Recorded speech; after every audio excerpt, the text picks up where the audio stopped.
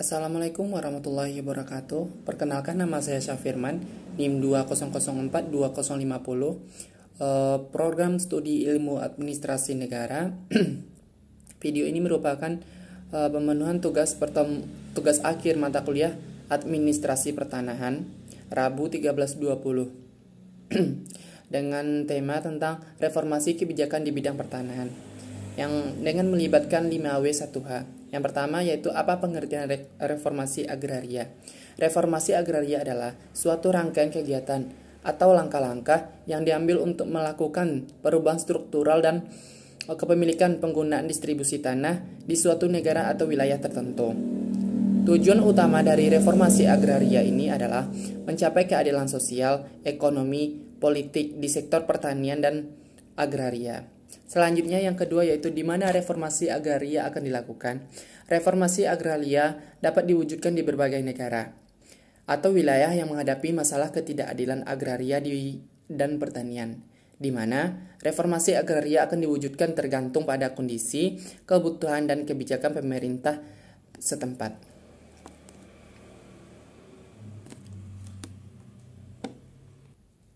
Yang ketiga, kapan reformasi agraria dilakukan? Waktu pelaksanaan reformasi agraria dapat bervariasi tergantung pada kebijakan dan keadaan politik, ekonomi, serta sosial di suatu negara atau wilayah. Beberapa faktor yang dapat mempengaruhi kapan reformasi agraria dapat dilakukan. 1. Perubahan politik. Perubahan dalam pemerintah atau rezim politik seringkali menjadi momentum untuk melaksanakan reformasi agraria. Ketika pemerintahan baru berkomitmen terhadap perubahan sosial dan ekonomi masuk ke dalam kekuasaan, mereka dapat mendorong dan mengimplementasikan reformasi agraria sebagai salah satu prioritas mereka. Yang kedua, kesadaran akan ketimpangan agraria. Ketidakkesenjangan kepemilikan tanah dan ketidakadilan agraria menjadi isu penting dalam masyarakat dan mendapatkan perhatian yang luas. Tekanan publik dapat mendorong pemerintah untuk melakukan reformasi agraria. Gerakan sosial, petani, organisasi masyarakat, dan advokasi kuat juga dapat memainkan peran penting dalam mendorong reformasi agraria. Selanjutnya ada krisis ekonomi dan sosial.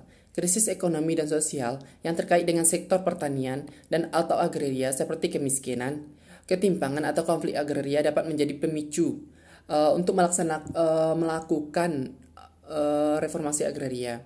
Yang keempat ada kesepakatan politik atau persetujuan. Dalam beberapa kasus, reformasi agraria dapat dilakukan melalui kesepakatan politik atau persetujuan antara berbagai kekuatan politik pemangku kepentingan.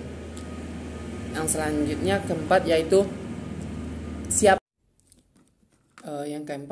penyelenggara reformasi agraria. Penyelenggara reformasi agraria dijalankan oleh pemerintah, baik itu pemerintah pusat maupun pemerintah daerah. Dalam sektor kehutanan, sebagaimana yang diatur dalam Undang-Undang Nomor 32 Tahun 2004 tentang Pemerintahan Daerah dan Peraturan Pemerintah Nomor 38 Tahun 2007 tentang pembagian urusan pemerintahan antar pemerintah. Yang kelima, mengapa reformasi agraria perlu dilakukan? Reformasi agraria perlu dilakukan karena beberapa alasan yang mendasar. Yang pertama, keadilan sosial. Reformasi agraria bertujuan untuk menciptakan keadilan sosial di dalam masyarakat dengan mengurangi kesenjangan ekonomi antara pemilik tanah besar dan pemilik kecil. Yang kedua, ketahanan pangan. Melalui reformasi agraria ini, tujuan lainnya adalah meningkatkan ketahanan pangan. Dengan memberikan akses tanah yang lebih luas kepada petani kecil, mereka dapat meningkatkan produksi pertanian dan mengurangi ketergantungan pada impor pangan. Selanjutnya, pembangunan ekonomi dan sosial. Reformasi agraria dapat menjadi katalisator untuk pembangunan ekonomi dan sosial yang lebih luas. Selanjutnya, berkelanjutan lingkungan. Reformasi agraria juga berperan penting dalam keberlanjutan lingkungan. Yang selanjutnya, stabilitas sosial dan politik. Ketimpangan kepemilikan tanah yang besar dapat menyebabkan ketegangan sosial dan politik. Pembahasan yang terakhir yaitu bagaimana tujuan reformasi agraria. Berdasarkan Peraturan Presiden Nomor 86 Tahun 2018, reformasi agraria memiliki tujuan sebagai berikut. Yang pertama, mengurangi ketimpangan penguasaan dan kepemilikan tanah dalam rangka menciptakan keadilan, menangani sengketa konflik agraria, menciptakan sumber kemakmuran dan kesejahteraan masyarakat yang berbasis agraria melalui pengaturan penguasaan kepemilikan, penggunaan dan pemanfaatan tanah, menciptakan lapangan kerja untuk mengurangi kemiskinan, memperbaiki akses masyarakat kepada sumber ekonomi, meningkatkan ketahanan dan kedaulatan pangan, memperbaiki dan menjaga lingkungan hidup.